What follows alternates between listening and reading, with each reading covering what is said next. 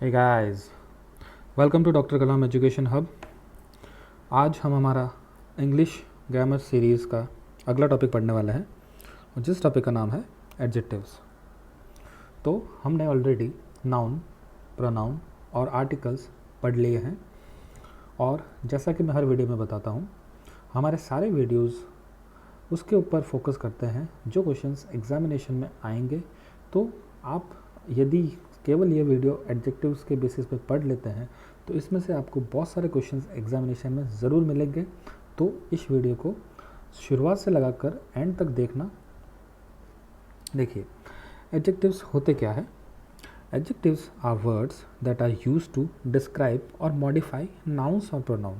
मतलब एडजेक्टिव्स वो वर्ड होते हैं जो नाउन और प्रोनाउन को डिस्क्राइब करते हैं या फिर मॉडिफाई करते हैं।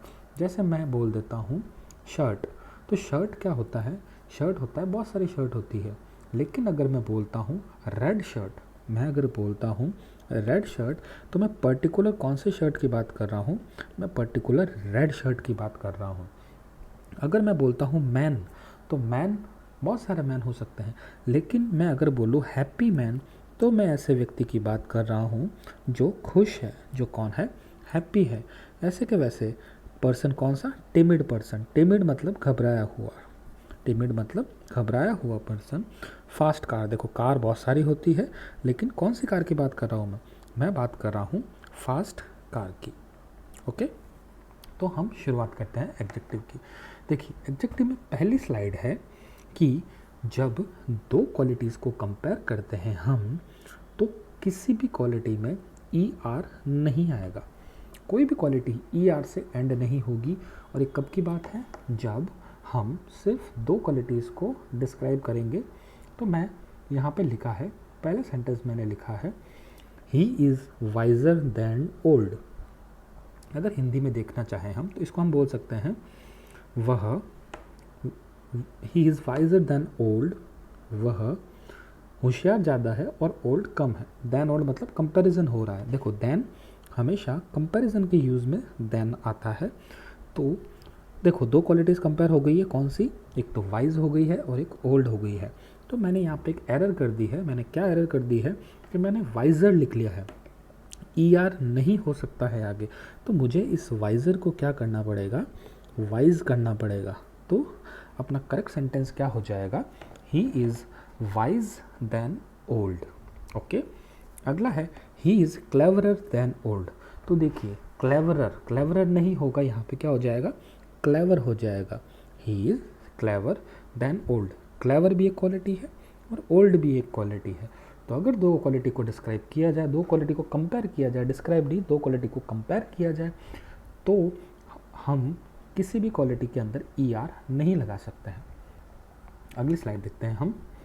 कुछ ऐसे वर्ड्स होते हैं जो कभी भी हम कंपेयर नहीं करवा सकते हैं, वो स्वयं में सबसे ऊपर सुपीरियर होते हैं। तो इन सुपीरियर चीज़ों को हम कंपेयर वापस नहीं करवा सकते।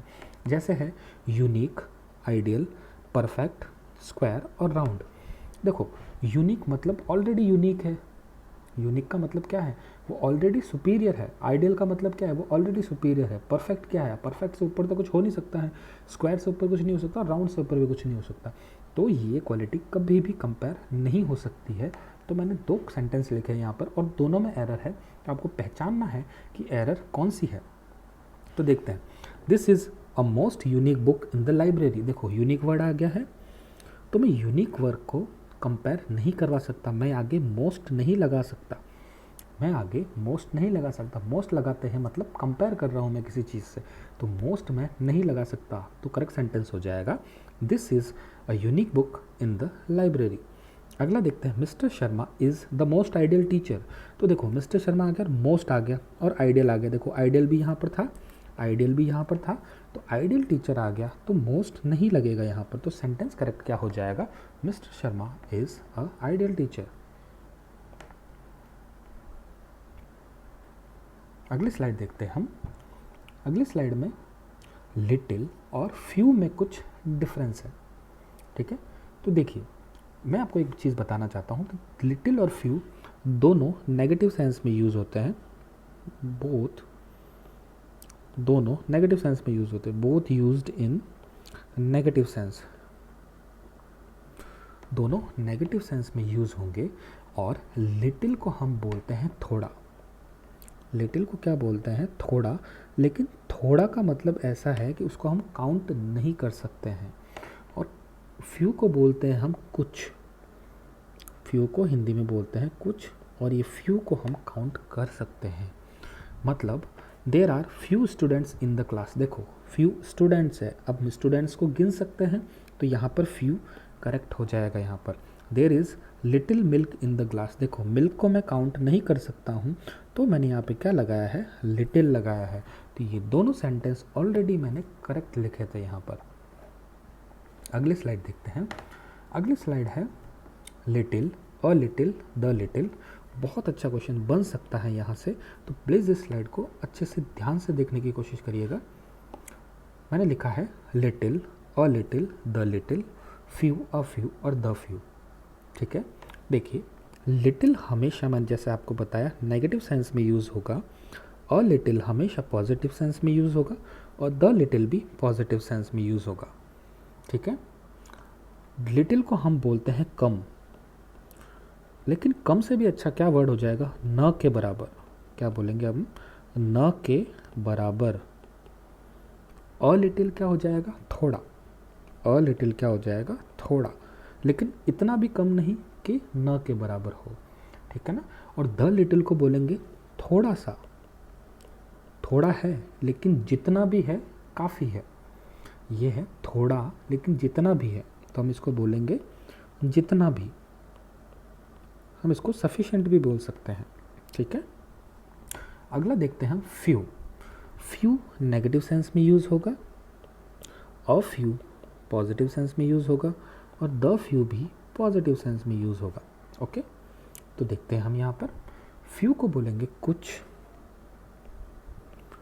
अ फ्यू को भी हम कुछ बोलेंगे, लेकिन ये फ्यू वाला कुछ नेगेटिव सेंस वाला है, मतलब जितना तुम्हारे पास है उतना इनफ नहीं है तुम्हारे लिए। अ फ्यू वाला ठीक है, जितना भी है थोड़ा सा है लेकिन काफ़ी है मेरे पास।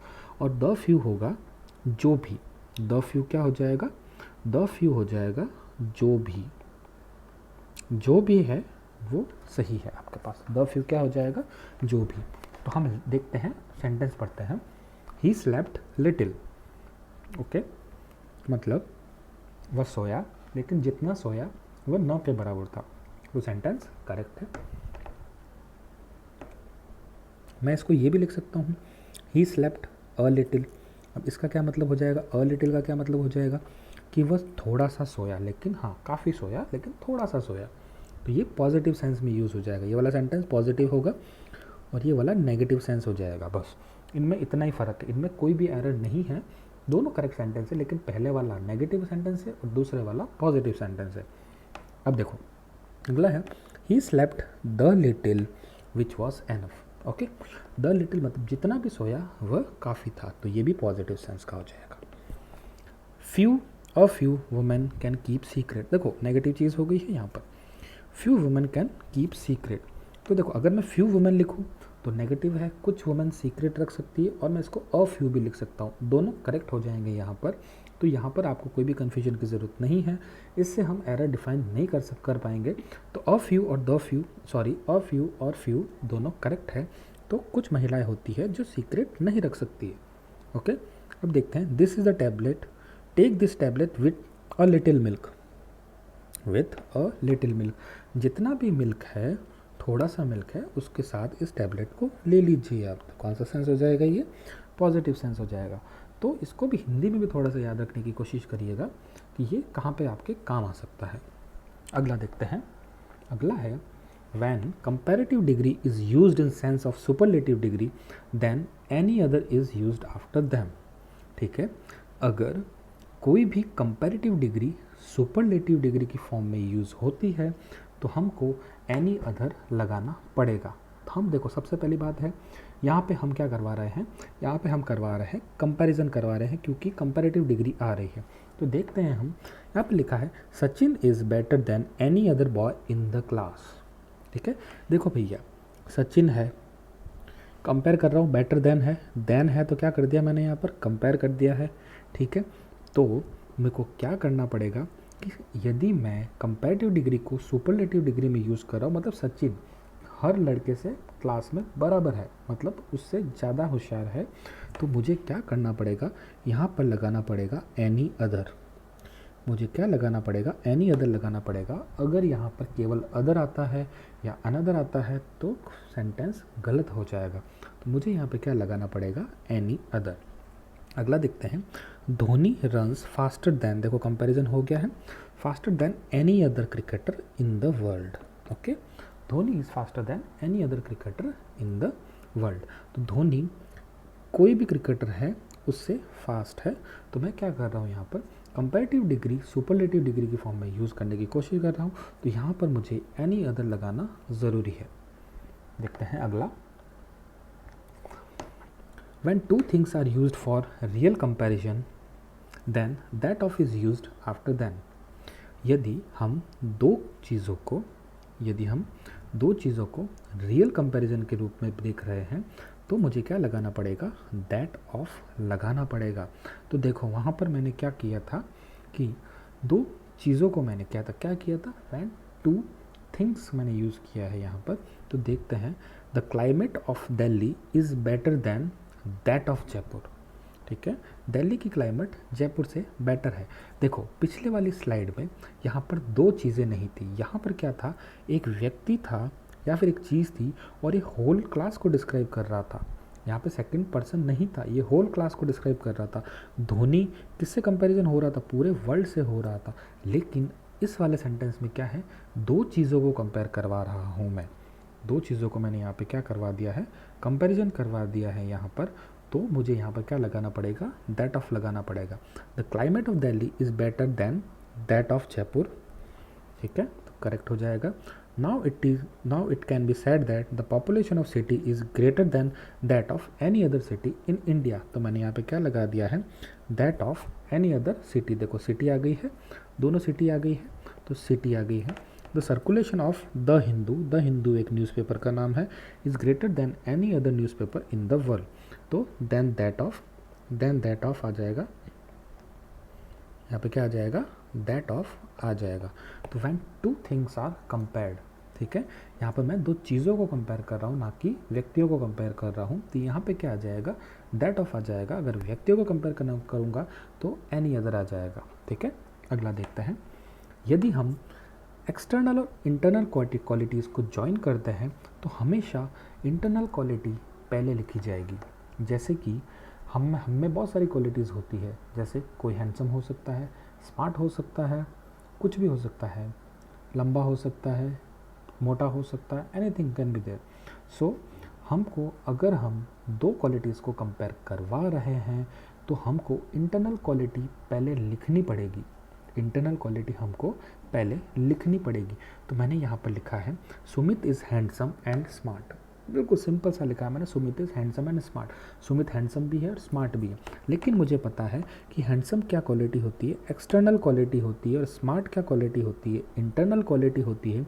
तो मुझे क्या करना पड़ेगा, स्मार्ट को इधर लिखना पड़ेगा और हैंडसम को क्या लिखना पड़ेगा, इधर लिखना पड़ेगा। तो सेंटेंस क्या हो जाएगा, Sumit is smart and handsome, क्योंकि हैंडसम एक्सटर्नल क्वालिटी है और स्मार्ट इंटरनल क्वालिटी है। तो इंटरनल क्वालिटी हमेशा पहले लिखी जाएगी।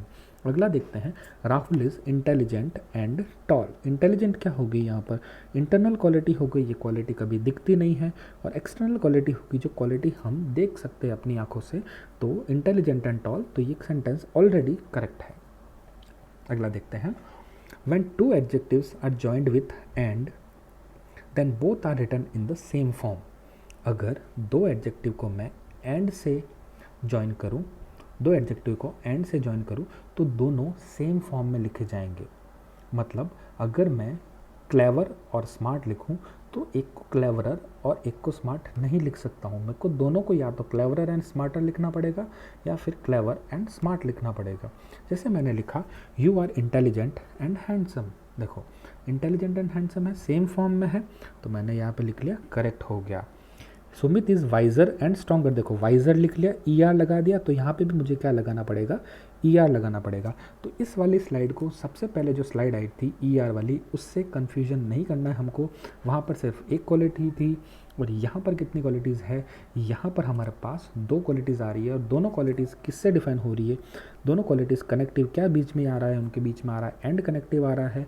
तो याद रखना है हमको, अगर 2 क्वालिटीज़ के बीच में या फिर 2 एडजेक्टिव्स के बीच में एंड आता है तो दोनों सेम फॉर्म में लिखे जाएंगे। और फॉर्म क्या हो सकती है, या तो ई आर लगेगा या फिर नहीं लगेगा ई आर उनके साथ में। तो इससे कन्फ्यूजन नहीं करनी हमको पहली वाली स्लाइड से। अगला देखते हैं, लाइकली और श्योर के बाद में टू प्लस वर्ब की फर्स्ट फॉर्म लगेगी। It is mandatory that likely and sure के बाद टू प्लस वर्ब की फर्स्ट फॉर्म लगनी ज़रूरी है। तो मैं लिखता हूँ I am likely to help you. देखो मैंने लाइकली लिख लिया है तो टू प्लस वर्ब की फर्स्ट फॉर्म आ जाएगी। ये क्या है, वर्ब की फर्स्ट फॉर्म। तो मैं गलती क्या कर सकता था, यहाँ पर I am likely to helping you लिख लेता, तो आप गलत कर सकते थे इसको। तो यहाँ पर क्या आएगा, अगर लाइकली और श्योर वर्ड यूज़ हो जाते हैं तो क्या आएगा, टू प्लस वर्ब की फर्स्ट फॉर्म आ जाएगी यहाँ पर। अगर अगला देखते हैं, आई एम श्योर, देखो श्योर आ गया तो फिर श्योर के बाद में क्या आ जाएगा, टू प्लस वर्ब की फर्स्ट फॉर्म। तो हेल्प क्या है, वर्ब की फर्स्ट फॉर्म है। तो दोनों सेंटेंस ऑलरेडी करेक्टेड थे। अगला देखते हैं, हाँ इससे बहुत अच्छे क्वेश्चंस बन सकते हैं। तो ये इंपॉर्टेंट स्लाइड है, देखते हैं अनदर और अदर में क्या फ़र्क होता है। अनदर और अदर में ये फ़र्क होता है कि अनदर होता है सिंगुलर नाउन और सिंगुलर वर्ब होगा तब अनदर यूज़ होगा, लेकिन अदर यूज़ कब होगा, प्लूरल नाउन या फिर प्लूरल वर्ब होगा तो मुझे क्या लगाना पड़ेगा, अदर लगाना पड़ेगा। देखते हैं, she has purchased another book. ठीक है, तो देखिए सर शी हैज़, देखो यहाँ पर क्या आ गया, सिंगुलर वर्ब आ गया। Okay, she has purchase another book, तो देखो मैंने यहाँ पे क्या लगा दिया, अनदर लगा दिया। ठीक है, अगला I visited many other places. अब मैंने यहाँ पर अदर क्यों लगाया है, यहाँ पर क्यों लगाया मैंने अदर यहाँ पर, क्योंकि देखो वो बहुत सारे प्लेसेस, ठीक है ना। यहाँ पे देखिए ये बुक है, ये बुक, इसको हम सिंगुलर वर्ब के फॉर्म में लिख सकते हैं। ये है सिंगुलर नाउन, सॉरी ये सिंगुलर नाउन हो जाएगा यहाँ पर, singular noun. I visited many other places, तो मैंने यहाँ पर अदर प्लेसेस क्यों लगाया है कि यहाँ पर मैनी, मैं बहुत सारे प्लेसेस को डिस्क्राइब कर रहा हूँ, बहुत सारे प्लेसेस है, तो जहाँ पर प्लूरल आ जाएगा वहाँ पे क्या आ जाएगा, अदर आ जाएगा। There is no another hotel in this area, देखो मैंने there is no another hotel, मतलब ऐसी कोई होटल नहीं है इस एरिया, मतलब वो सिंगल होटल है। इस नो का मतलब क्या होता है कि सिंगल होटल है, मतलब जो होटल है वो एक ही होटल है। तो यहाँ पर सिंगुलर आ गया है तो मुझे क्या लगाना पड़ा, यहाँ पर अनदर लगाना पड़ा यहाँ पर। लेकिन अगला सेंटेंस बोलता है देयर आर मैनी, देखो आर आ गया, ठीक है, तो सिंगुलर वर्ब आ गया, तो मैनी अदर होटल्स, तो मैं क्या लगाऊंगा यहाँ पर, मैनी अदर होटल्स। देखो होटल्स आ गया तो क्या आ गया, हमारा नाउन भी क्या आ गया, प्लूरल आ गया। तो हम क्या कर सकते हैं, यहाँ पर आपको याद रखना है कि अनदर और अदर में क्या डिफरेंस है। अनदर सिंगुलर नाउन और सिंगुलर वर्ब के साथ यूज़ होगा और अदर दोनों प्लूरल नाउन और प्लूरल वर्ब के साथ यूज़ होगा। अगला देखते हैं, एल्डर और ओल्डर। देखो इसमें बहुत ज़्यादा कन्फ्यूजन होती है हमारे, इसमें बहुत ज़्यादा कन्फ्यूजन होती है हमारे। तो देखिए यहाँ पर, वैसे मैं आपको यहाँ पर लिख लेता हूँ, आर है यहाँ पर प्लूरल वर्ब और होटल्स है प्लूरल नाउन, इसलिए मैंने अदर लगाया है यहाँ पर। अब देखो देर इज़ है यहाँ पर, इज़ क्या हो जाएगा, सिंगुलर वर्ब, ठीक है, सिंगुलर वर्ब हो जाएगा। होटल क्या हो जाएगा, सिंगुलर नाउन, इसलिए मैंने अनदर लगा दिया है। ओके, एल्डर और ओल्डर में क्या फ़र्क होता है। एल्डर हम तभी यूज़, देखो दोनों का मतलब होता है दीर्घायु, मतलब बड़ा होता है, उसको याद, उसमें हम दोनों चीज़ लगाते हैं। लेकिन एल्डर कब लगाएंगे, ओल्डर कब लगाएंगे। एल्डर हम तब लगाएंगे जब हम फैमिली मेम्बर्स की बात कर रहे होते हैं। तो कब लगाएंगे, जब फैमिली मेम्बर्स के अंदर बात हो रही होती है तो हम एल्डर लगाएंगे। और ओल्डर कब लगाएंगे, अदर्स, दूसरे व्यक्तियों के साथ अगर कंपैरिजन होता है हमारे साथ तो हम क्या लगा देंगे उसमें, अदर्स, अदर होगा जब हम क्या लगाएंगे, ओल्डर लगाएंगे। जैसे लगाते हैं माई एल्डर ब्रदर, देखो एल्डर है तो ब्रदर है, देखो भाई है, ब्लड रिलेशन है, तो एल्डर बिल्कुल करेक्ट है, लिव्स इन पटना करेक्ट हो जाएगा sentence. Rajesh is the oldest student, देखो स्टूडेंट है, ओल्डेस्ट स्टूडेंट है, तो यहाँ पर हमारा ब्लड रिलेशन नहीं है, तो हम क्या करेंगे यहाँ पर ओल्डेस्ट लगाएंगे, ओल्डर लगाएंगे यहाँ पर। Sumit is older than him, देखो ओल्डर लगाएंगे क्योंकि सुमित से किसको कंपैरिजन हो रहा है, हिम से हो रहा है, हिम को डिफाइन नहीं किया गया है तो ओल्डर आएगा। This is the oldest building, हाँ बिल्कुल सही है, जयपुर में ओल्डेस्ट बिल्डिंग है, तो यहाँ पर भी ब्लड रिलेशन नहीं आता है।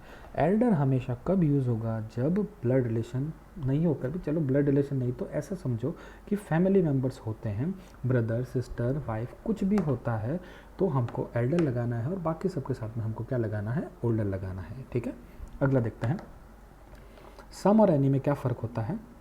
सम और एनी में क्या फ़र्क होता है, देखो सिर्फ एक फ़र्क होता है सम में कि सम हम कब यूज़ करेंगे, सम हम सिंपल सेंटेंसेस में यूज़ करेंगे, सम हम सिंपल सेंटेंसेस में यूज़ करेंगे। ओके, और देखो ये काउंटेबल होते हैं, पहली बात है यहाँ पर, ये हम काउंटेबल यूज़ करेंगे, सम और एनी काउंटेबल में यूज़ करेंगे। और एनी कब यूज़ करेंगे हम, एनी हम नेगेटिव और इंटेरोगेटिव सेंटेंसेस में यूज़ करेंगे। मतलब जो नेगेटिव सेंटेंस हो या फिर ऐसा सेंटेंस जिसके आगे क्वेश्चन मार्क होता है, तो उसमें हम क्या यूज़ करेंगे, एनी यूज़ करेंगे। ठीक है, तो I will buy some mangoes, ठीक है, I will buy some mangoes. तो देखिए यहाँ पर ये सेंटेंस कैसा लग रहा है, ये सेंटेंस है पॉजिटिव लग रहा है और सिंपल सेंटेंस है, तो मैंने क्या लिख लिया यहाँ पर, सम लगा दिया, ये सिंपल सेंटेंस था। I will not by any mangoes, देखो यहाँ पे मैंने नॉट लगा दिया, तो ये सेंटेंस कौन सा बन गया है, ये सेंटेंस बना है नेगेटिव सेंटेंस। और जैसे ही नेगेटिव सेंटेंस बना, मैंने क्या लगा दिया यहाँ पर आगे, मैंने एनी लगा दिया है।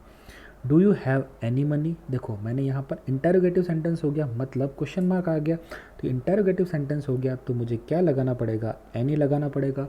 और अगला सेंटेंस है will you by any mangoes, तो ये भी इंटेरोगेटिव सेंटेंस है, तो यहाँ पे भी मैंने क्या लगाया है, यहाँ पे भी मैंने एनी लगाया है। तो याद रखना है सम और एनी में क्या फ़र्क है, सम सिंपल सेंटेंस में यूज़ होगा और एनी नेगेटिव सेंटेंस और इंटेरोगेटिव सेंटेंस में हम एनी का यूज़ करेंगे। लेकिन इसमें भी कुछ एक्सेप्शंस है, और वो एक्सेप्शंस क्या है हम देखते हैं अभी।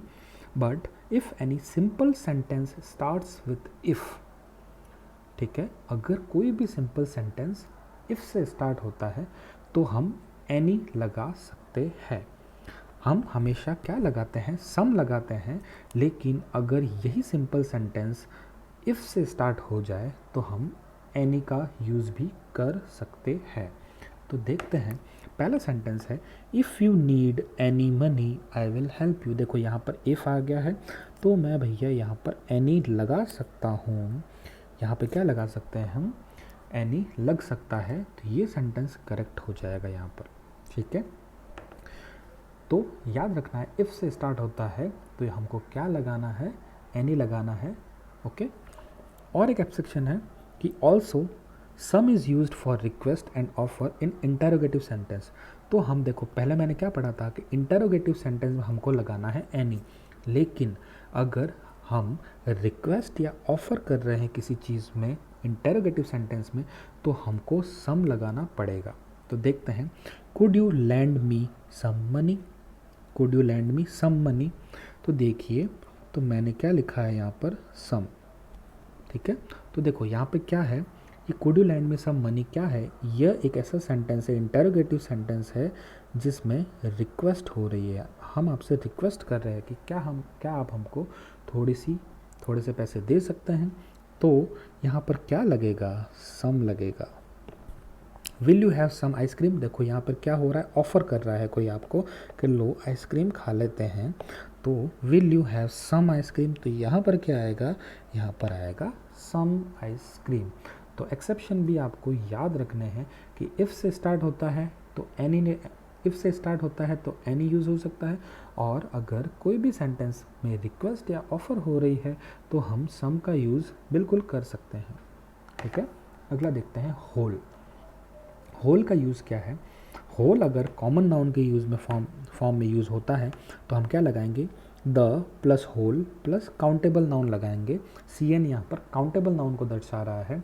और अगर प्रॉपर नाउन होता है, होल के साथ में प्रॉपर नाउन आता है, मतलब किसी का नाम आ जाता है या किसी जगह का नाम आ जाता है, प्रॉपर बता देती है उस चीज़ को, नाउन प्रॉपर चीज़ को दर्शा देता है, तो हम क्या लगाएंगे, the plus whole plus of plus plural noun. यहाँ पर क्या लगा देंगे, यहाँ पर हम क्या लगा देंगे, कि होल कब यूज़ हो जाएगा यहाँ पर, कि प्रॉपर नाउन देखिए कॉमन नाउन होगा तो हम क्या लगाएंगे, the plus whole plus common noun लगा देंगे यहाँ पर, सॉरी कॉमन नाउन नहीं लगेगा यहाँ पर, काउंटेबल नाउन लग जाएगा यहाँ पर।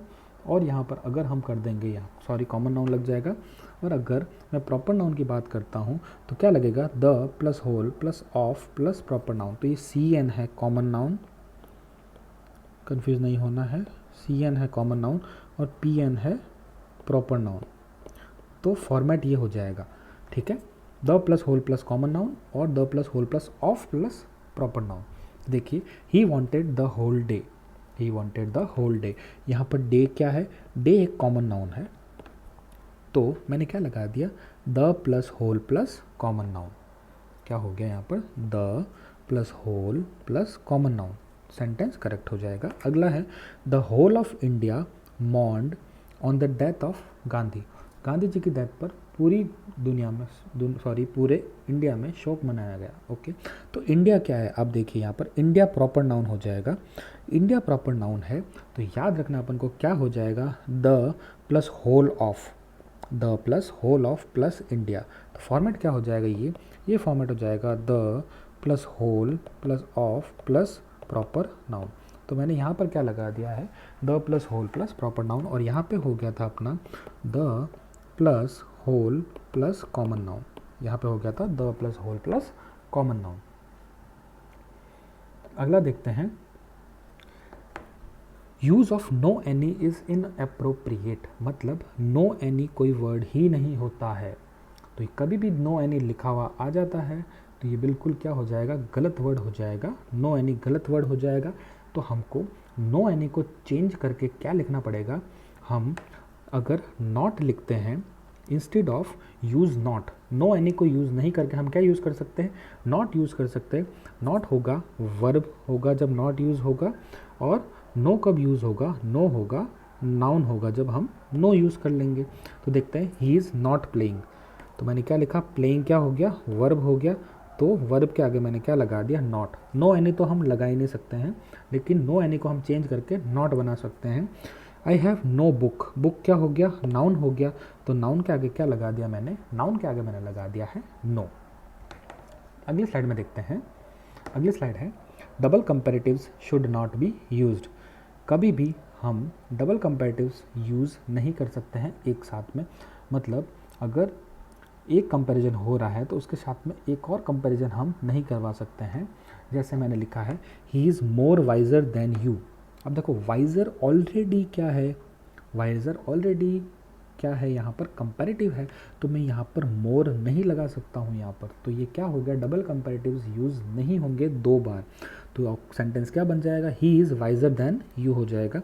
Shyam is more richer than Mohan, तो यहाँ पर मोर रिचर नहीं आएगा, क्या हो जाएगा, श्याम इज़